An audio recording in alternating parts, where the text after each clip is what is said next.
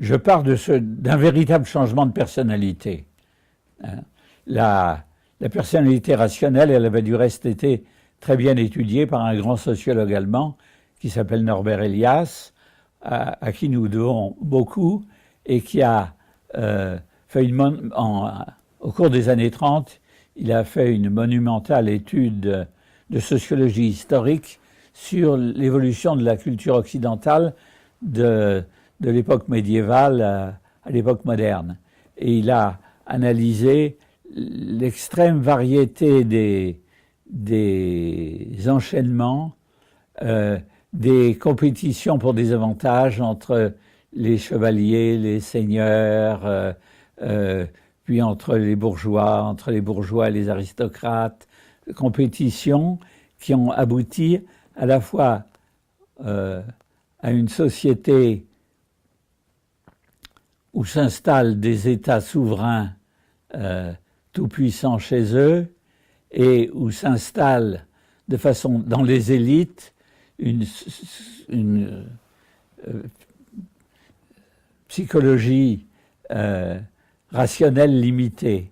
Les chevaliers, pour prendre une image rapide, les chevaliers proches de leurs sensations physiques, de leurs pulsions, de leurs désirs, de leur violence, prêts à sortir l'épée, font place à des aristocrates de cour qui se contrôlent pour se comporter comme il faut, très rationnellement, de façon à plaire aux gens qui sont proches du roi, parce que si on plaît aux gens qui sont proches du roi, on plaira au roi, et c'est ça qui est important, et les bourgeois qui sont en concurrence entre eux, s'observent ce qu'il faut faire pour gagner un peu plus d'argent. Ils sont très rationnels eux aussi, et puis ils sont en concurrence aussi avec les aristocrates. Il faut voir comment imiter les aristocrates. Ça fait des élites qui sont rationnelles limitées. Et ces élites, nous avons vu que, en parlant de 68, ils sont en train d'être remplacés par quelque chose d'autre, des élites encore, qui ne seront pas rationnelles limitées, mais qui seront ouverts à leur pulsion, à leur empathie, etc. J'ai oublié ce qu'était ta question. C'était la nouvelle société Chaban-Delmas. La nouvelle société. Ah, tu disais nouvelle société au sens Chaban-Delmas. Moi, je l'ai compris dans un autre sens. Ces gens au cerveau beaucoup plus ouvert, qui est à la fois rationnel, relationnel, affectif, voire spirituel. Ces gens beaucoup plus ouverts, ils se sentent devenir des personnes. Ils sentent que les conventions sont des conventions, que la société cherche à leur faire des choses, cherche à les manipuler, mais comprenant qu'ils sont manipulés, ils se démanipulent. Ils prennent de l'autonomie. Et assez rapidement, dès 1968, un peu avant et un peu après, ils se sentent pas bien dans la société préorganisée, encasernée, la société conventionnelle, la société hiérarchique, où non seulement il faut obéir, mais on est fabriqué de telle façon qu'on obéit à ce qui est au-dessus. Mais on prend conscience qu'on obéit à ce qui est au-dessus. Mais au fond, pourquoi est-ce que j'obéis? Je ne suis pas obligé d'obéir. Ah, mais si je n'obéis pas, ça marche quand même.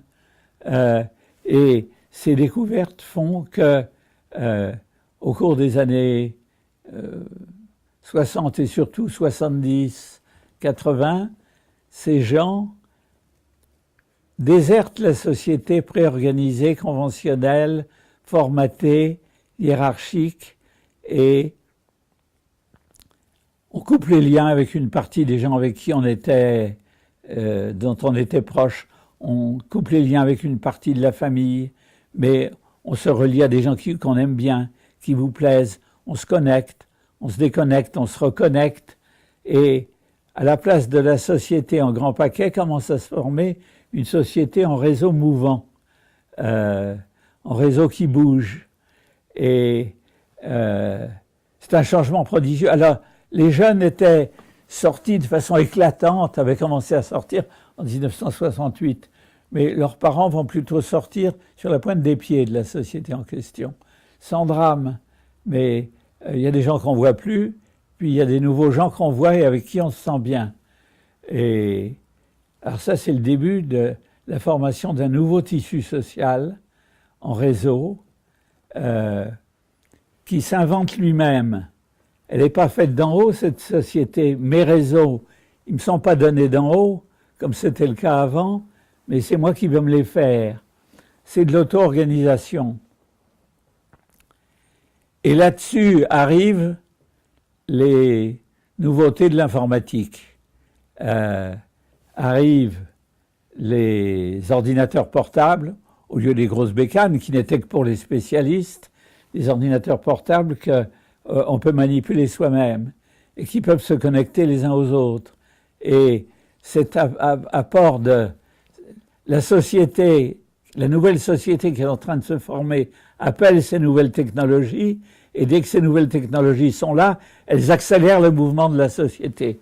Il y a un phénomène de feedback positif énorme qui se produit, et une nouvelle société prend forme, qui n'est pas une société hiérarchique, qui est une société qui est des milliers et des millions d'individus relativement autonomes se connectent librement les uns aux autres, comme dans notre cerveau, des millions et des milliards de neurones se connectent les uns aux autres de façon diverse, formant des ensembles de différents niveaux, interdépendants, et la société qui commence à se former et qui prend vraiment des allures analogues à ce que je suis en train de dire au début des années 2000, évoque la société dans laquelle nous vivons. Et quand je dis c'est une société qui a une structure analogue à celle de notre cerveau, c'est pas tout à fait vrai, mais une partie de cette société a une structure analogue à celle de notre cerveau, une structure auto-organisée, autorégulée, au-delà de ça, autopoïétique, comme dit Varela.